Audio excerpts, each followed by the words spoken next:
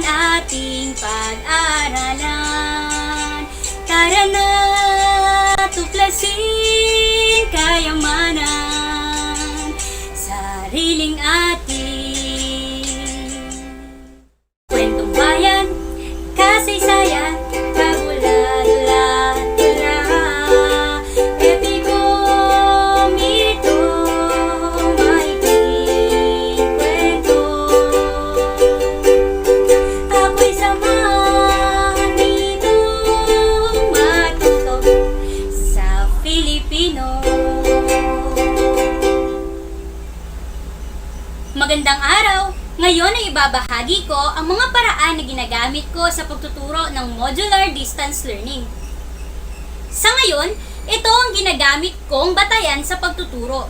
Nakasaad dito ang mga maaari kong gamitin sa pagtuturo sa aking mga mag-aaral. Ito rin ang nagsisilbi kong gabay sa pagtuturo sa kanila. Ito naman ang tinatawag nating WHLP o Weekly Home Learning Plan. Ito ay binubuo ng 5 bahagi. Sa unang kolum ay nakasaad ang araw at oras ng aking aralin. Sa ikalawa naman ay kung anong asignatura ang itinuturo ko. Sa ikatlo ay ang pinagbatayang MELC o Most Essential Learning. Ito ay mga layunin na nakahanay sa pambansang pamantayan o mga balangkas tulad ng Holistic Filipino Learners with 21st Century Skills. Sa ika-4 na bahagi naman ay ang mga gawain na ipapagawa ko sa aking mga mag-aaral. Dito nakasaad ang tinatawag nating idea, introduction, development, engagement at assimilation. At ang pinakahuli ay ang mode of delivery kung ang bata ay modular o online distance learning.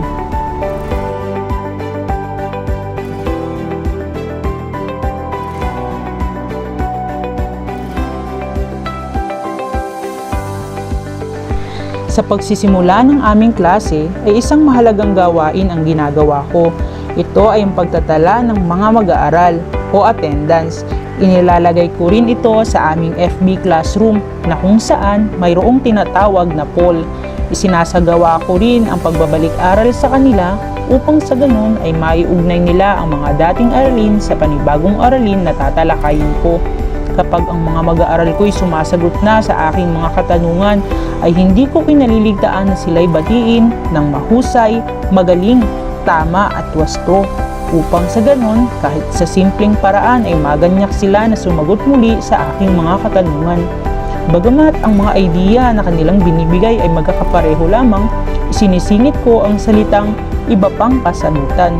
Iniiwasan ko ang paggamit ng mga negative feedback na maaaring makaapekto sa kanila, lalo na sa pakikibahagi sa klase.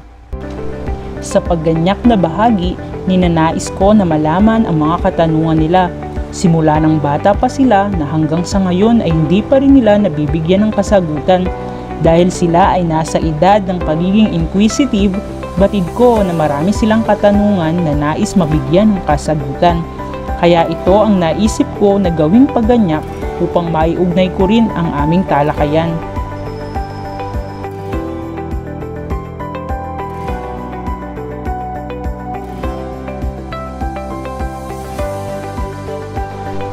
Kung sila'y tapos nang magbigay ng kanilang mga katanungan, hindi ko kinalilimutan na banggitin sa aking mga mag-aaral ang aking layunin sa pagtuturo. Upang sa ganon ay mabilis ng matarget ang dapat nilang matarget. At syempre, bilang ako na guro, isang karangalan para sa akin kung ang aralin na naituro ko ay nauunawa ang lubos ng aking mga mag-aaral.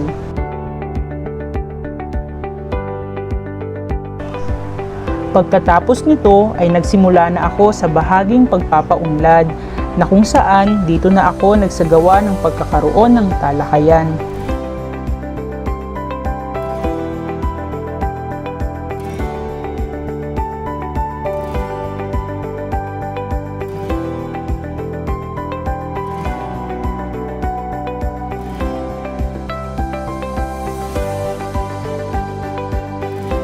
Kung mapapansin nyo, ipinasok ko ang kontekstualisasyon sa bahaging pagpapaunlad na kung saan binanggit ko rito ang isang akdang pampanitikan na nagmula sa ating bayan. Ito ang kwento ni Bernardo Carpio. Kasabay nito ang pagtalakay ko ng paksang aralin. Sa usaping panonood naman, dahil ang aming talakayan ay panitikan, kwento, nagsesend rin ako sa aming group chat ng video upang doon ay maaaring makapanood ang mag-aaral na mayroong internet connection. Siyempre, dahil ang mga mag-aaral ay kabilang sa MDL, wala silang internet connection o data man lang.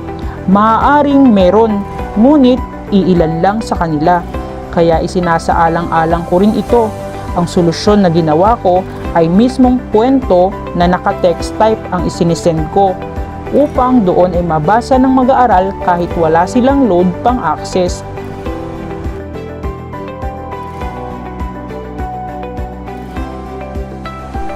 Nang maisagawa ko na ito, binigyan ko rin syempre ang aking mag-aaral ng oras para basahin o panoorin ang kwento.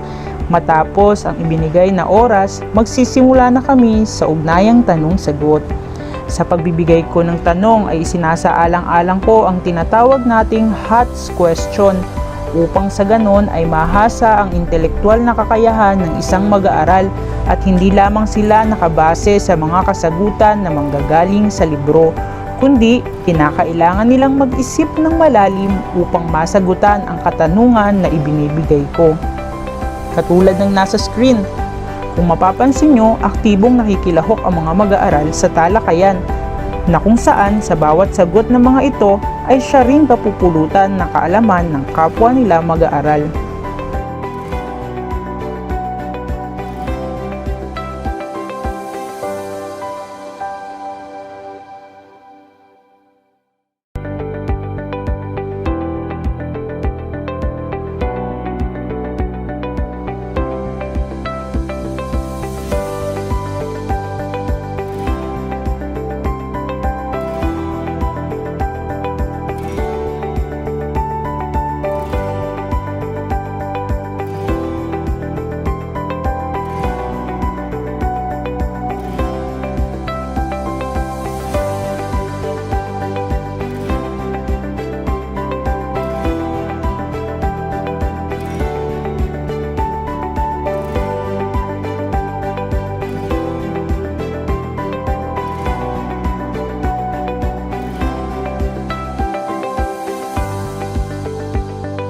Ipinasok ko rin dito ang mga usaping mental upang sa ganon ay magkaroon ng kamalayan ang mga bata patungkol sa ganitong usapin. Napansin ko na medyo nahirapan ang aking mga mag-aaral sa tanong na aking ibinigay.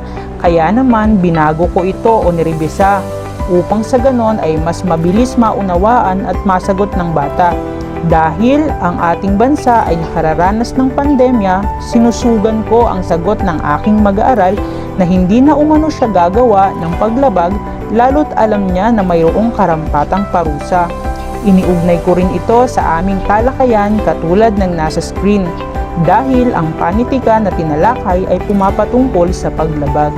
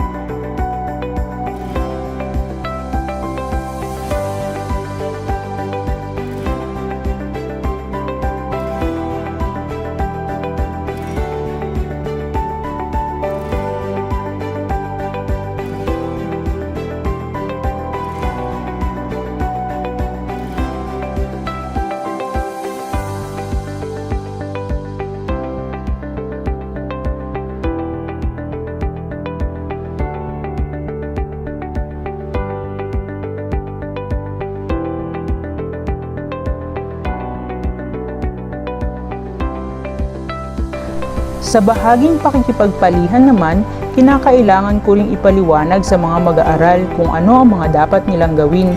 Ginawa ko ito sa pamamagitan ng ugnayang tanong-sagot na kung saan ang mga bahagi ay dapat na matukoy ng mga mag-aaral mula simula, gitna at wakas upang sa ganon ay matukoy nila kung ano ang mga dapat na isagot sa bawat kahon.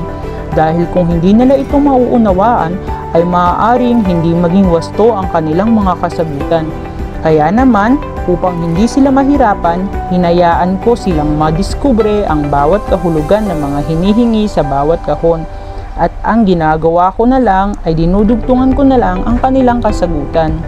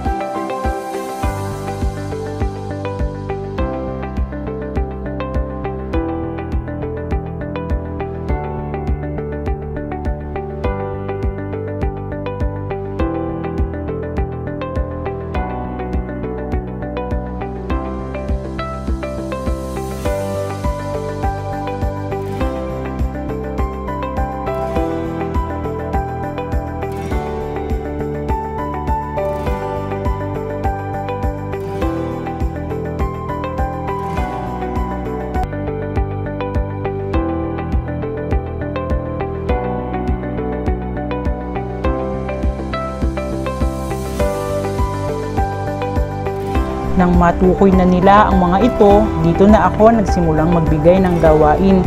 Katulad ng nabanggit ko kanina, hindi lahat may access sa internet, kaya naman kinakailangan ko muling isend ang panuto na naka-text type.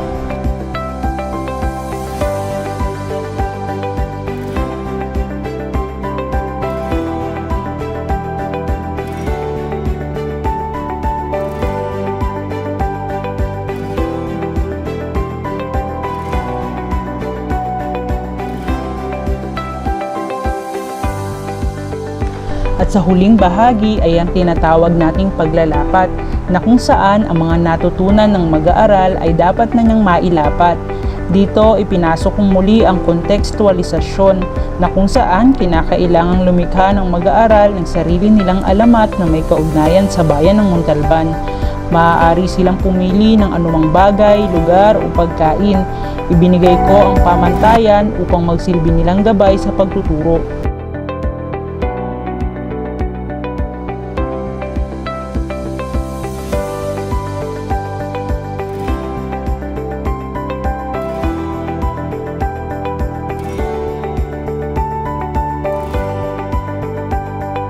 Binigyan ko rin sila ng paalala na maaari silang kumuha ng mga idea na nabasa na nilang kwento, ngunit hindi nila ito maaaring kopyahin.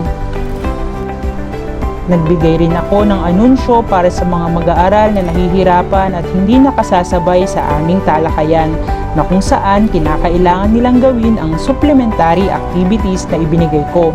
Dahil ang mag-aaral ay kabilang sa MDL, kinakailangan pang lumipas ang 1 linggo bago ko pa makuha ang kanilang mga iniatas na gawain.